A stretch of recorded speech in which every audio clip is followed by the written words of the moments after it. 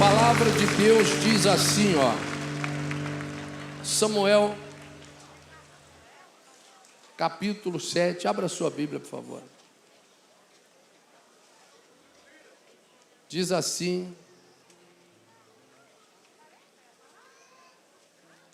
a Escritura.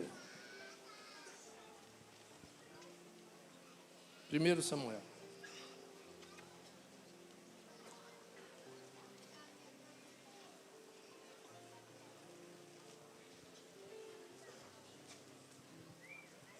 Capítulo 7. Sabe que o segredo da vitória, na verdade, não tem segredo. Não existe segredo. Não tem segredo. Não existe segredo. Existe dificuldade em se fazer o que manda a Escritura, em se fazer o que manda a palavra de Deus. Segredo não existe. Qual o segredo da salvação? Não tem segredo. Você entrega a tua vida ao Senhor, faz dele o teu único Senhor e Salvador, correto? Faz dele o teu único Senhor e Salvador, vive pela fé, e a partir do momento que você vive pela fé, e faz dele o teu único Senhor e Salvador, confessa que ele é o Cristo, Filho de Deus, então, pela fé, você é salvo. Diga glória a Deus. Então eu pergunto, tem segredo? Não tem segredo. Não tem segredo. Não existe segredo. Bispo, qual o segredo para ficar rico? Quem quer saber o segredo para ficar rico? Quem quer saber o segredo para ficar rico? Não tem segredo. Seja um dizimista fiel, correto? Honre ao Senhor, que as janelas dos céus estarão o quê? Abertas. O devorador que atrapalhava teu caminho, que amarrava a tua vida, ele vai ser repreendido. Uma vez que o devorador é repreendido e as janelas dos céus estão abertas para você, então só resta o quê? Fala aí, seu Miguel. Só resta, é lógico, você não vai ficar em casa assistindo o show da Xuxa, né? Você tem que ir para a luta, é claro. Todo dizimista, bispo, todo dizimista, ele tem a porta as janelas do céu abertas? Sim, sim. Todo dizimista tem as janelas dos céus abertas, todos. E todo dizimista é rico? Não, aí porque cada um, eu não sei lá, eu não sei a vida de ninguém. Cada um chega onde quer, vai aonde quer, conquista o que quer. Eu não sei qual é a visão do Senhor, eu não sei qual é a visão dele, eu não sei qual é a sua. Cada um tem uma visão, é ou não é verdade? Sim ou não? Cada um tem uma visão, cada um tem uma meta, cada um tem uma meta, cada um tem uma visão, cada um tem um projeto, cada um tem um plano, cada um tem uma expectativa. E a visão de um não é igual à visão do outro. O que é bom para você, necessariamente não é bom para mim. Quem está entendendo? O que é bom para você, necessariamente não é bom para mim. O que para mim é um remédio, para você pode ser um veneno. É ou não é verdade? Isso é muito simples de entender. Eu adoro pimenta. Eu como pimenta com pimenta. Mas tem gente que não suporta.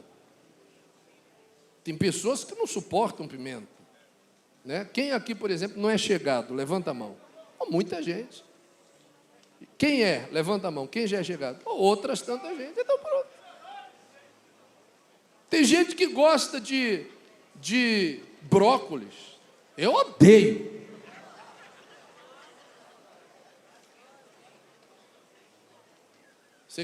Você quer que sobre almoço, você bote brócolis no negócio que eu não vou comer nada, só você come.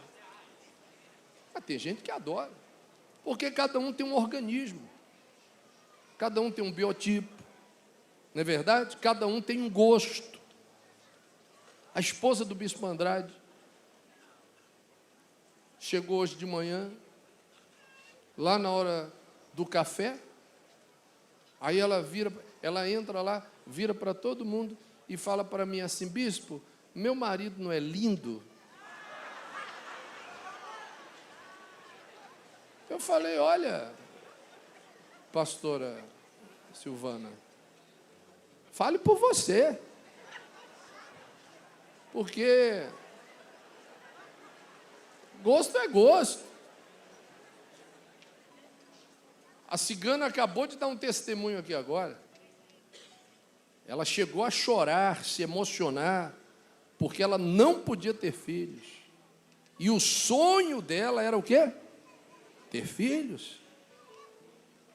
E ela está aí emocionada, chorando, feliz, realizada, porque Deus realizou o sonho dela, o dela.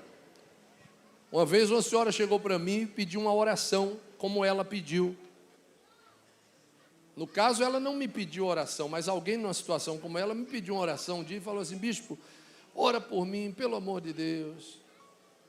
Ela era angolana. Ela: ora por mim, estou a pedir, seu bispo, ora por mim. Eu falei: mas o que você quer, querida? Falou: seu bispo, eu quero ser mãe. Eu falei: você quer ser mãe? É o meu sonho. Eu falei: vou orar então por você. É isso que você quer? Ah, seu bispo, é o meu sonho, é o sonho de toda mulher. Eu falei: não, de toda mulher não, você fala por você.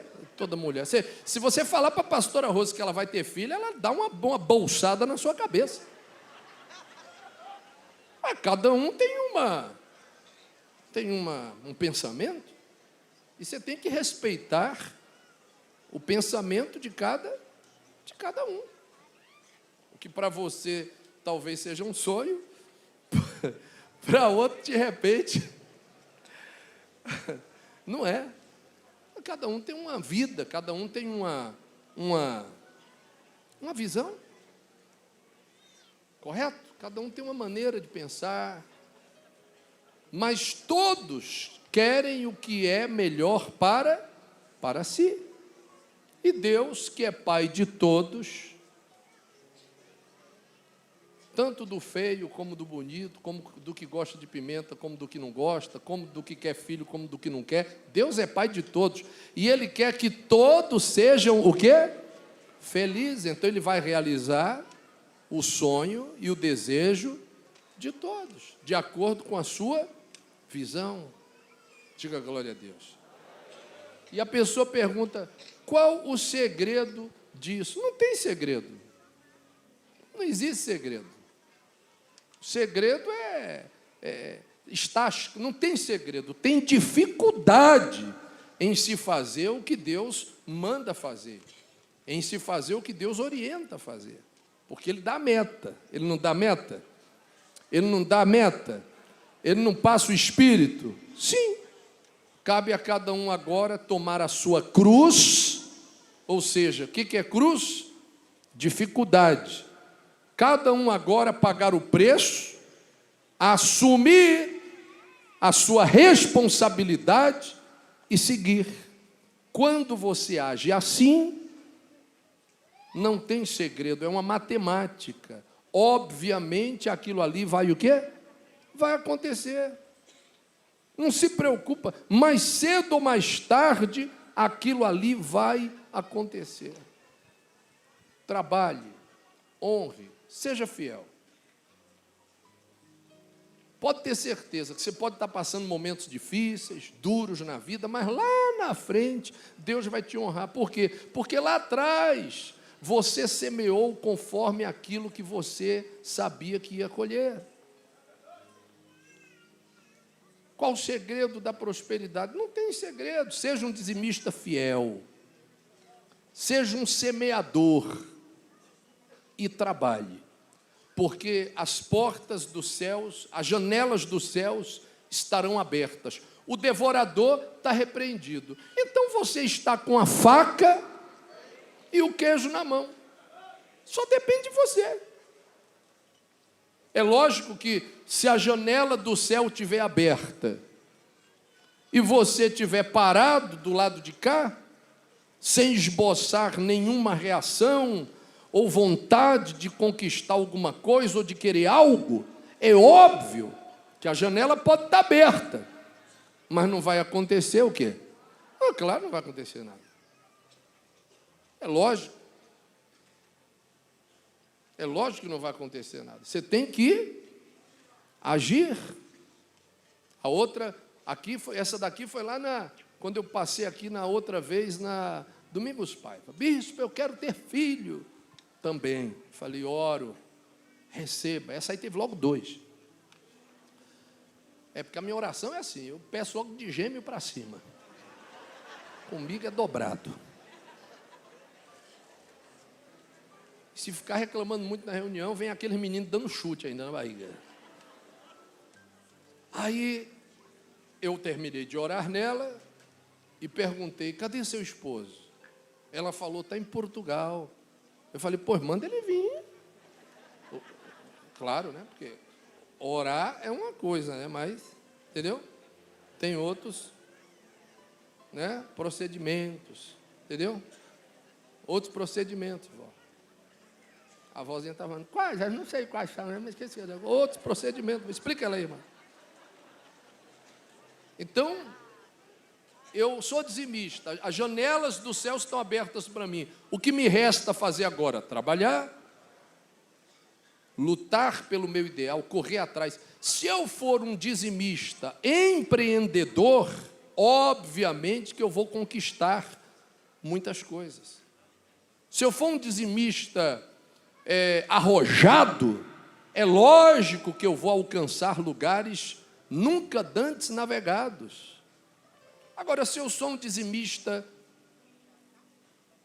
pacato, se eu sou um dizimista passivo, aquela pessoa que ela é dizimista, ela ama ao Senhor e ela serve ao Senhor com alegria, devolve ali a 10ª parte de tudo que é seu, mas ela é uma pessoa que ela está, inclusive, se eu falar uma coisa para você aqui, você não vai acreditar, ela está numa situação mais avançada do que o outro que quer correr atrás do que quer, porque ela já chegou, é porque ela não quer nada mais, para ela está bom. Ah, mas eu acho que não está bom, né? Você acha, na sua cabeça, na cabeça dela está bom. Então, na cabeça dela, ela está muito bem, está até melhor do que você que acha que ela não está, e está correndo atrás de algo para lhe completar, enquanto ela não corre atrás, porque ainda que você olhe e ache que ela ainda está muito aquém do que deveria ser, na cabeça dela ela já está tranquila e ela não tem mais nenhum tipo de necessidade de correr atrás de alguma coisa, porque para ela o que ela quer, ela já tem. Então ela já zerou o videogame, você ainda vai correr atrás. Então ela está numa situação melhor do que a sua, do ponto de vista pessoal. Se você for usar parâmetros humanos, sociais, econômicos e naturais para comparar as pessoas, você pode até colocar ela numa graduação muito abaixo do que deveria ser, mas na comparação humana, técnica, dos padrões técnicos, mas na cabeça dela, ela está muito bem. É como aquele senhor que ele está muito feliz vivendo lá na morada dele, muitas vezes no interior. Isso acontece muito com quem vive no interior. Eu já vi um rapaz descendo o elevador do prédio junto com a filha dele, e o senhor estava lá meio emburrado, meio aborrecido, e ele estava lá meio inquieto. Eu dei bom dia, eles responderam, né? Bom dia. Eles responderam, tal. Aí eu brinquei com ele, né? Falei, está com frio? Porque ele estava todo encarangado. E ele, eu não gosto dessa cidade, não. Negócio, um frio danado, e a gente não consegue. E ele começou a reclamar lá, e a filha dele, querendo amenizar a coisa, né? Dá aquela risadinha.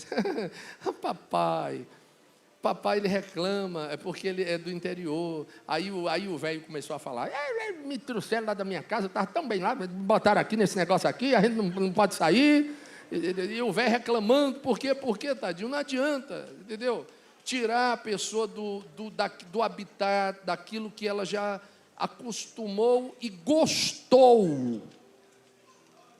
Então ela não quer sair daquela zona de conforto, porque para ela, essa correria da cidade grande, ela não gosta, ela prefere aquele local dela lá pacato, onde ela conversa com os amigos, né? Então ela tem um modo, um costume, uma mentalidade, quem está entendendo?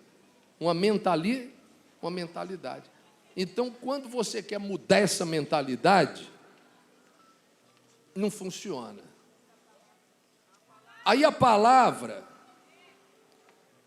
lá de 1 Samuel capítulo 7, fala justamente disso. Que as coisas são naturais, não existe segredo. Tudo está decifrado na palavra. Aí está escrito assim, ó, versículo 2, acompanha comigo. Sucedeu que desde aquele dia a arca ficou em Quiriate Jearim, e tantos dias se passaram que chegaram a 20 anos. E toda a casa de Israel dirigia lamentações ao Senhor. Falou Samuel a toda a casa de Israel, dizendo: se é de todo o vosso coração que voltais ao Senhor, tirai dentre vós os deuses estranhos e os astarotes, e preparai o coração ao Senhor, e servi a Ele só, e Ele vos livrará das mãos dos filisteus. Veja só, o povo havia virado as costas para quem? Para Deus. E a presença de Deus já não estava mais no meio do povo. A arca, que representava a presença de Deus na antiguidade, estava longe, em outro lugar. E ficou por lá durante quanto tempo? 20 anos. Como Deus dizendo, bom, já que eles não me querem, eu gosto de quem gosta de mim, meu filho. Não me quer, viva a sua vida, fica à vontade. É assim que Deus faz, porque Deus ele é um cavalheiro. Ele é um cavalheiro. Se você não o quer, não vai forçar. Não vai forçar você a estar com ele. Vai ficar comigo sim. Não. Deus não. Deus é mais menino, como diz lá na minha terra. Até parece que Deus precisa de mim, de você, de alguém. A gente que necessita de estar perto dele. Mas muitas vezes o ser humano turrão acha que sabe de tudo, vira as costas e começa a viver segundo seus próprios pensamentos, segundo sua própria visão, segundo seu próprio querer, segundo seu próprio achismo. Tudo bem, você viva a sua vida, só que a arca, ou seja, a presença de Deus não vai estar junto com você, porque não é conivente com o caminho que você traça. Deus, ele traçou um caminho, e nós temos que seguir o caminho de Deus. Se você quiser seguir o seu caminho, fique à vontade. Ele lhe permite que você siga seu caminho. Agora, ele não vai atrás de você seguir o seu caminho. Ele não vai, porque o seu caminho é um caminho que não leva a nada. Ele não vai seguir o seu caminho, porque ele sabe que o seu caminho é um caminho que leva despenhadeiro abaixo. Ele até lhe instruiu, lhe ensinou, lhe disse, olha, vem por aqui, porque aqui é que está a vida. Aos que ouvem, ele caminha junto com Cristo e é só vitória, é só paz, é só sucesso, é só alegria, é só salvação, restauração. Claro que é um caminho que tem altos e baixos. O caminho com Deus não é um caminho fácil, é um caminho duro, mas é um caminho certo. Quem está entendendo? Você está entendendo? O caminho com Jesus não é um caminho fácil. Quem disse para você que é um caminho fácil? Não é, mas é um caminho certo. Um caminho que leva ao objetivo, ao lugar certo. E ele convida você a caminhar por ele e com ele. Porque se você caminha por ele, você caminha com ele. Mas se a pessoa diz, não, mas eu acho que não é por aí, é por aqui. Então vá. Então vá, siga seu caminho. Só que você não pode querer que Deus lhe acompanhe nele. E quando chega lá no meio do seu caminho, do que você quisia, e aí você quebra a cara, e aí você passa por dificuldades, por apertos, por infortúnios, e lá no meio do seu caminho você reclama e diz, Senhor, por que isso está acontecendo comigo? Aí Deus de lá do caminho dele fala, mas esse caminho aí não é meu não. Esse caminho aí não é meu, é seu. Mas por que eu quebrei minha cara? Como é que eu vou saber? Eu não sei não. Eu não conheço o caminho que você está andando. Esse caminho que você está andando foi você que traçou. Foi você que traçou ele. Se você estivesse andando no meu caminho, ou seja, em mim, em Cristo, eu lhe garanto que isso não teria acontecido. Eu lhe garanto que você poderia ser até alvejado, mas jamais seria atingido. Eu garanto que você poderia até cansar, mas jamais iria desistir. Eu garanto que você ia ser até perseguido, mas jamais você seria derrotado, porque você está andando em mim. Mas quando você anda fora de mim, eu não posso garantir. Eu não posso garantir. Quem tem carro aqui? Quem tem seguro?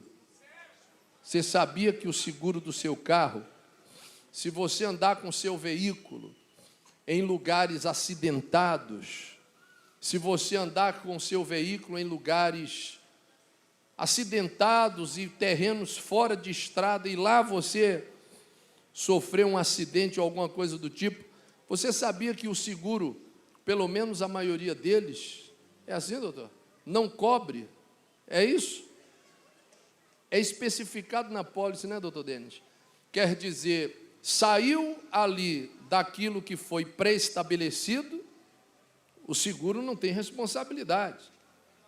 Então, você que faz um seguro para o seu veículo, se você sofreu um sinistro na via, é uma coisa. Se você sofrer ele num terreno fora de estrada que estiver não sinalizada, terreno acidentado, e você lá com o seu veículo, lá conduzindo ele numa área de risco, e ali você sofre um acidente, você vai correr para apelar para o seguro vai dizer assim, olha, a gente só cobre se estiver dentro da área. A gente só vai cobrir se estiver dentro do trajeto pré-estabelecido. Se estiver fora, nós não temos como garantir, porque a gente não vai garantir. Então, imagina a palavra quando fala que o Senhor estava longe, quer dizer, o povo estava andando sem seguro. E eu pergunto, você pode ficar andando sem seguro? Não, você pode, mas na hora que acontecer um sinistro, não adianta querer perguntar por que não, que lá está escrito na apólice que a área de cobertura é quando você está debaixo das asas de quem? Se você estiver debaixo das asas, você está fora da área de quê? De cobertura.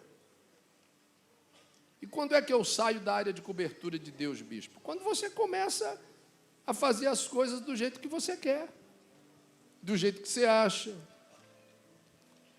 contrário à palavra, à orientação e à visão de Deus. Deus orienta assim, a pessoa faz desse jeito. Então você tá andando sem seguro. E quando você anda sem seguro, pode ser que você ande 1 ano, 2 anos, 3 anos e não aconteça nada. Mas pode ser que um dia, em 1 hora, ou em 1 minuto, aconteça, e aí você está descoberto, como estavam o povo de Israel. Eles andaram 20 anos sem seguro, mas o coração deles apertou, inflamou. Diz a Bíblia que eles então lamentaram. Eles lamentaram. Lá no versículo 2 está escrito: e toda a casa de Israel dirigia lamentações ao Senhor. Ou seja, Senhor, a gente está com saudade. Nós estamos com saudades do Senhor. Eu quero me consertar. Eu quero me converter. Eu quero voltar para os teus braços. É muito delicado falar essas coisas, porque muitas pessoas acham que só estão longe dos braços do Senhor, ou só estão fora da área de cobertura, aqueles que estão fora da igreja. Mas tem muita gente que está dentro da igreja, mas está fora de quê? Da área de cobertura. Porque está dentro da igreja. Está dentro da cobertura da igreja. Aliás, essa cobertura aqui é gigante, né? Você pode estar dentro da cobertura da igreja.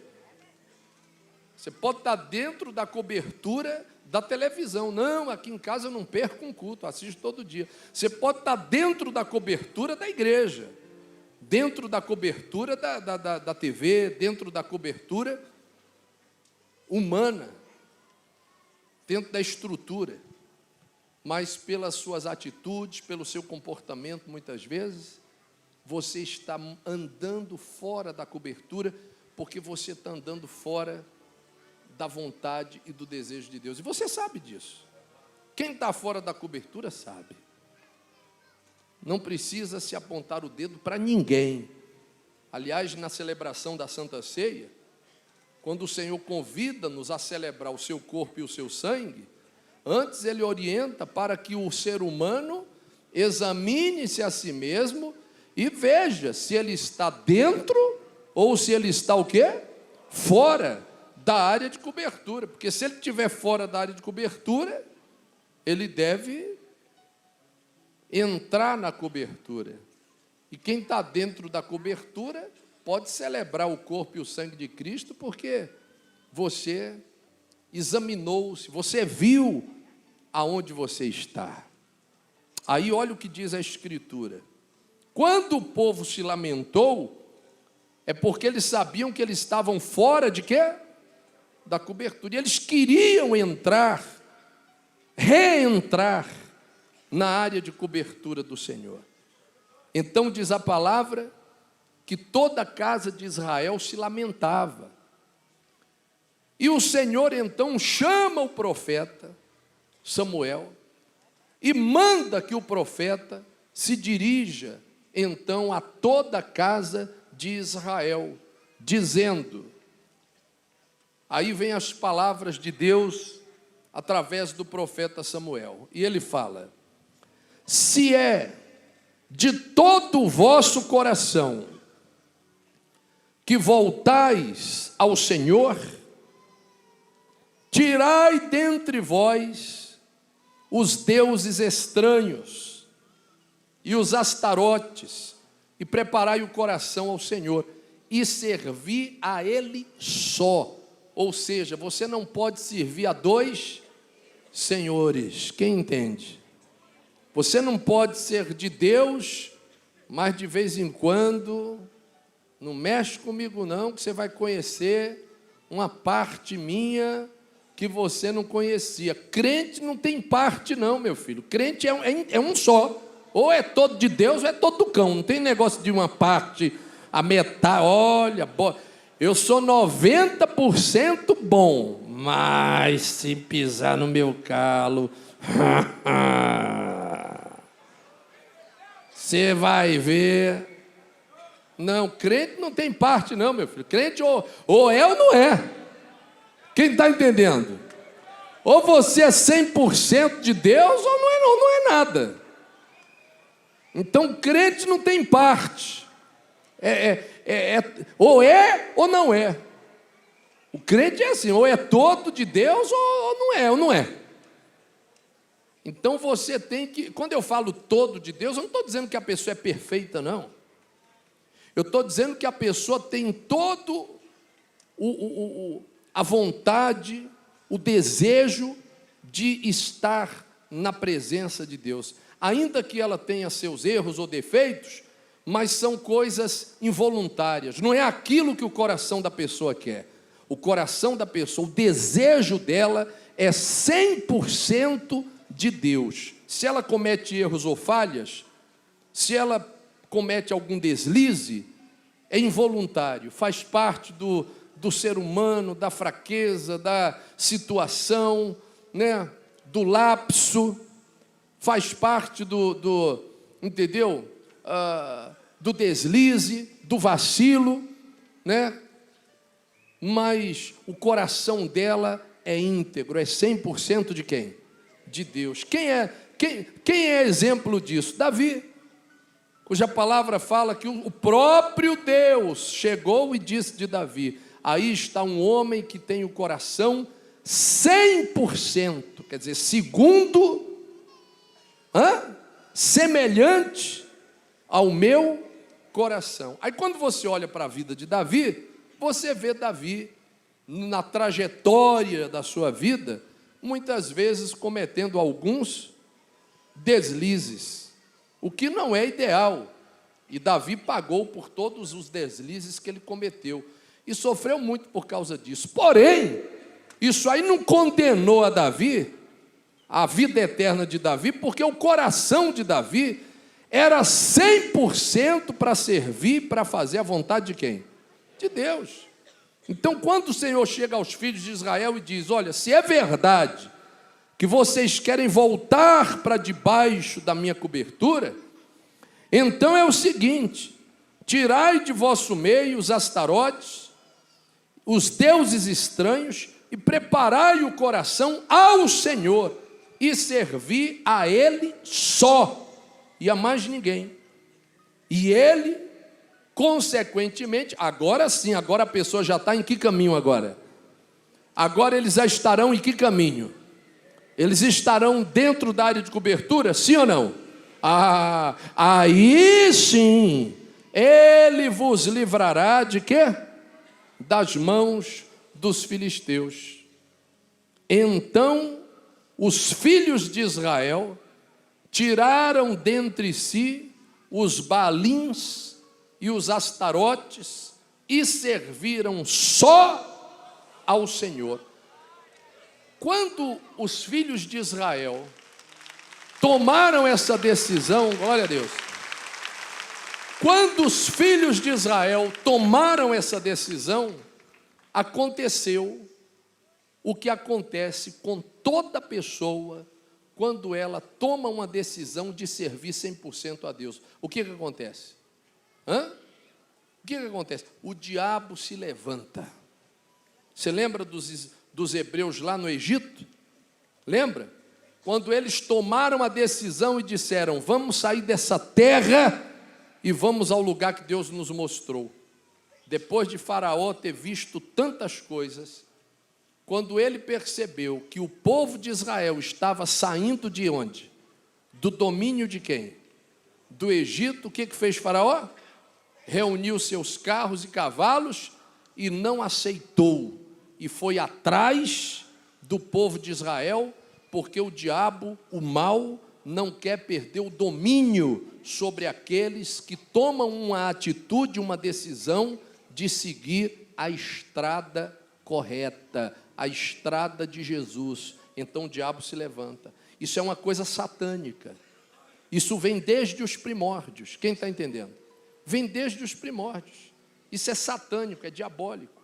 É diabólico. É como aquele namorado, que ele está com a namorada lá, e ele está lá em estado latente. Quando a moça fala assim, eu quero terminar, vou embora, meu amigo, aí manifesta o capiroto. É assim ou não é? Alguns casos acabam até em tragédias. E o cara está lá. Enquanto estiver no meu domínio, ele está lá. Abriu a boca e disse, vou sair, é o cão de chifre e rabo. A mesma coisa acontece quando você toma uma decisão na sua vida particular. É ou não é verdade? É. Enquanto você está sobre o domínio da pessoa, da instituição, ou sobre o domínio espiritual de alguém, você está, como se diz na gíria popular, você é do grupo. Quem está entendendo? Quando você diz assim, fulana, pega a sua amiga, aquela amiga antiga, amiga da balada, amiga do corre, da correria, aí você fala assim, olha, fulano, estou indo para a igreja, de repente aquela amiga vira... Muitas vezes. É assim ou não é? Toda vez que você toma uma atitude e diz assim, eu vou seguir a estrada de Deus, então o diabo se levanta. Então o que aconteceu quando Israel se propôs a tomar uma decisão e entrar debaixo da cobertura de Deus? Os filisteus, quando souberam disso, olha, os israelitas, vocês estão sabendo? Os filisteus conversando um com o outro. Você está sabendo, fulano? Não. Você não está sabendo, não? É um negócio lá do arraial? Estou sabendo também.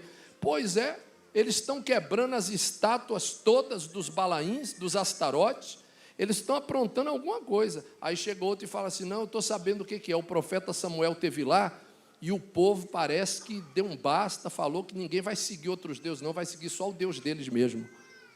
E aí, então, os filisteus se levantaram, isso aí é comum, se levantaram e vieram contra os filhos de Deus, mas aí é que está o negócio. Quando você faz a vontade de Deus, você já está debaixo de quê? Da cobertura. Então não se preocupa com o assanhamento do diabo, não. Porque se você está fazendo a coisa certa, e se você está debaixo da área de cobertura de Deus, não se preocupa com o demais, que o Senhor é grande para fazer valer a proteção dele na nossa vida. Diga glória a Deus. Aí olha o que está escrito. Para encerrar. Quando então os filhos de Israel tiram dentre si os Baalins e os Astarotes e passaram a servir só ao Senhor, chega o profeta Samuel e diz, congregai todo Israel em Mispa, e orarei por vós ao Senhor. Congregaram-se em Mispa, tiraram água e a derramaram perante o Senhor. Jejuaram aquele dia e ali disseram, pecamos contra o Senhor. E Samuel julgou os filhos de Israel em Mispa. Quando, pois, os filisteus ouviram que os filhos de Israel estavam congregados em Mispa, subiram os príncipes dos filisteus contra Israel, o que, ouvindo os filhos de Israel, tiveram o quê? Medo dos filisteus. É comum. Quando você toma uma atitude e entrega a tua vida para Jesus, o diabo se levanta. Sabia disso? E o barulho que ele faz é tão grande que é comum que a pessoa possa ter até o quê? Medo, se assuste. Mas fique em paz, porque você está entrando na área de cobertura de Deus.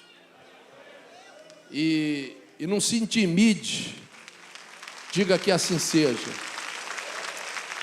E não se intimide com as ameaças do inferno. Então disseram os filhos de Israel a Samuel, não cesses de clamar ao Senhor nosso Deus por nós, para que nos livre da mão dos filisteus. Então Samuel vai e toma um cordeiro que ainda mamava e o sacrificou em holocausto ao Senhor. Clamou Samuel ao Senhor por Israel. E o Senhor o quê? Lhe respondeu. Mas por que Deus respondeu? Por que Deus respondeu? Lembre do seu telefone. Por que Deus respondeu? Porque já estava na área de quê? E a resposta vem. Enquanto Samuel oferecia o holocausto, os filisteus chegaram à peleja contra Israel. Mas aí, meu filho, aí o buraco já era mais embaixo. Aí a coisa já era diferente. Aí eles já estavam na área de quê? De cobertura de Deus. Então trovejou o Senhor aquele dia com grande estampido sobre os filisteus e os aterrou de tal modo que foram derrotados diante dos filhos de Israel. Deus disse: se é para meter medo, vamos ver quem é que mete mais medo aqui. Vamos, não é? Se é para meter medo, então vamos ver. Vamos ver quem é o chefe. Deus aterrou os filisteus. Deus disse: se é para tocar o terror, vamos ver quem é que toca o terror mais aqui então. Então vamos ver. Porque quando você está debaixo da área de cobertura, aí, meu filho, aí a batalha não é sua, a batalha é de quem? Aí a batalha é de Deus. Você que fica quebrando cabeça, batendo cabeça aí, quebrando a cara, dando murro em ponta de faca, tampando o sol com peneira, carregando água em cesto, perdendo tempo na vida e não tem resultado. Sabe por que não há resultado? Porque você está lutando sozinho. Aquela pregação de domingo passado, quem viu o apóstolo falando? Carregando o fardo sozinho. Mas quando você está na área de cobertura, aí a briga já não é sua, de quem é? Você só fica olhando. Os filhos de Israel não mexeram um palito, mostra lá na palavra. Eles apenas observaram. Deus foi lá e tocou o terror nos filisteus, trovejou com grande estampido, de maneira que eles ficaram aterrados, de tal modo que foram derrotados diante de Israel. Quer dizer, Israel não chegou a nem tocar neles. Saindo de Mispa, os homens de Israel perseguiram os filisteus e deram cabo deles, quer dizer, derrotaram-nos até abaixo de Bet-car. Tomou então Samuel uma pedra e a pôs entre Mispa e Sem, e chamou aquele lugar de quê? De Ebenezer, e disse: até aqui nos ajudou o Senhor. Glorifica o nome do Senhor Jesus bem forte. Pode glorificar de pé o nome dele, Brasil. Até aqui nos ajudou. Não ouvi. Até aqui nos ajudou. Está fraco. Até aqui nos ajudou. Até aqui nos ajudou. Nós vamos botar uma pedra também em todas as lutas que você tem lutado sozinho. Eu não estou dizendo que você não vai ter mais luta, você vai ter mais.